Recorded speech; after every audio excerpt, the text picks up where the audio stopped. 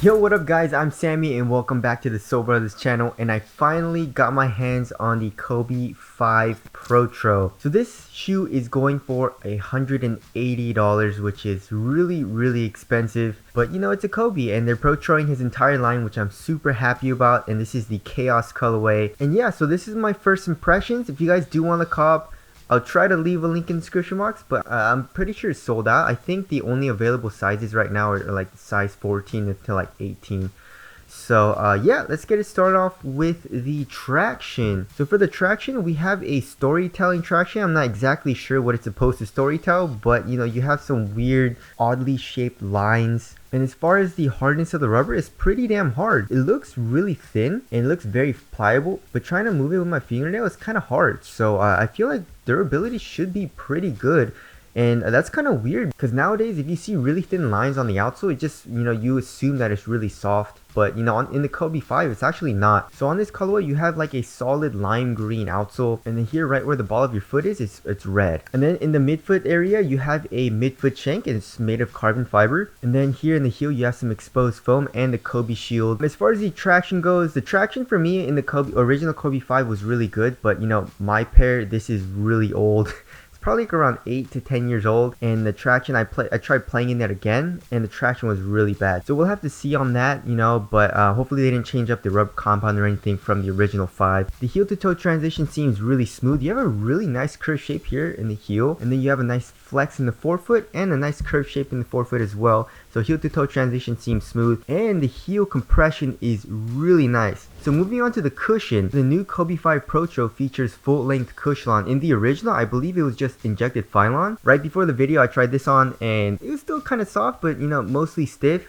The Kobe 5 Protro, on the other hand, especially in the heel, it's so soft, and there's so much compression, slight little bounce, but it's mostly just soft. And also in the forefoot, it feels pretty damn nice. So just the foam alone feels incredible.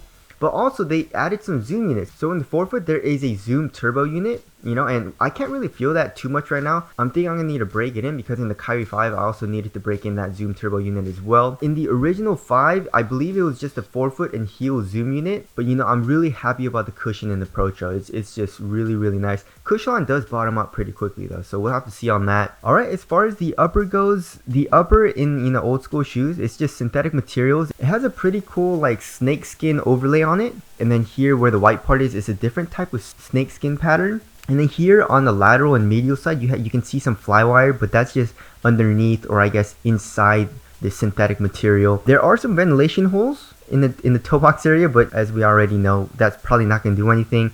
And we have another layer of fuse here, basically like a toe guard for extra added durability, even though you don't really need it because it is a synthetic material. And then here in the back, in the ankle area, you have more of like a textile material, and then it kind of curves up, creating kind of like a heel tab.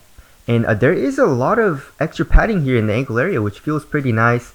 The tongue is not super padded though. It's a pretty large tongue though. It comes up pretty high on the ankle, which feels nice. But I would have liked a little bit more padding. And as far as the entire tongue goes, it's made of a mesh material, which allows for a little bit more ventilation because through this synthetic, you're not going to really get any airflow. You know, that's what happened in these old shoes with these synthetic materials. The ventilation wasn't good. We have some maroon laces with some pink or orange lines through it. It's kind of like a flat tapeworm lace. So overall, I mean, materials, you have to break it in, you know, but I don't mind it too much because, you know, it's still really soft. It conforms to your foot pretty well, but like the thing is, at first, there is a little bit of pinching, and then when you're walking and you bend the shoe like this part kind of digs into your, you know, the top of your foot, and it feels a little uncomfortable. It can hurt at times. And then we have a heel counter, which is just a plastic external TPU heel counter with Kobe's logo, and you got some red speckles on it as well as red speckles on the white midsole, and then the shiny color is just really cool. So on the tongue, the lateral, medial side, and also on the toe, you have this really cool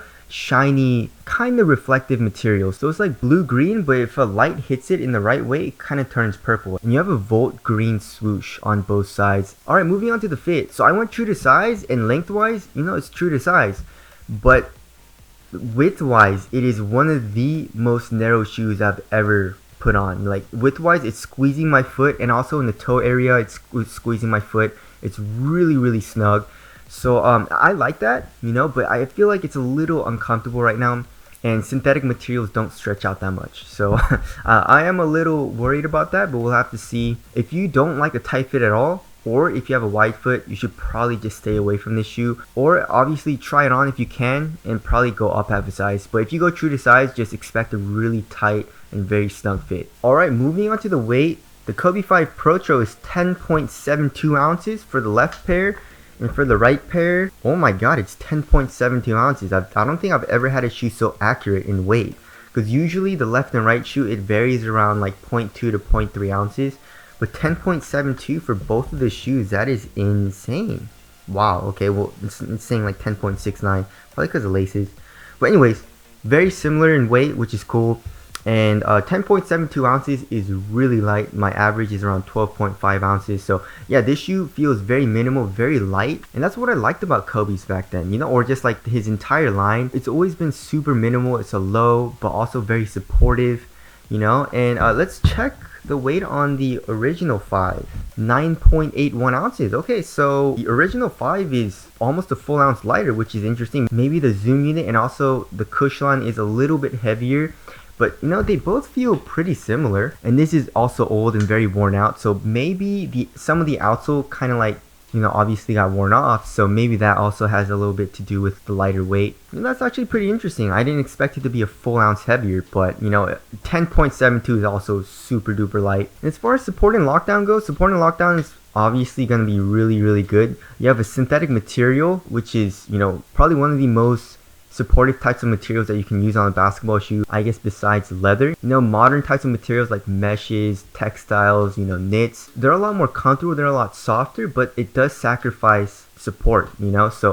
these synthetic materials, like these old school shoes, really never had a problem with lateral support. And you have the foam coming up a lot as well. And also another thing I like about the shoe is the very sharp outrigger. So you have this outrigger for lateral stability, and you know, you have a nice wide and low base. So I don't think I'm going to have any issues with lateral stability or anything. And moving on to the aesthetics of the Kobe 5, I'd have to say the Kobe 5 is one of my favorite, you know, looking Kobe's in his line. And especially this colorway. This colorway is so polarizing. Like this really cool color changing material. You have this white and the Volt green on the outsole and the swoosh, coupled with the gray and I guess the purple / magenta laces, is a really cool color combination. So yeah, tell us what you guys think of the aesthetics down in the comment section below.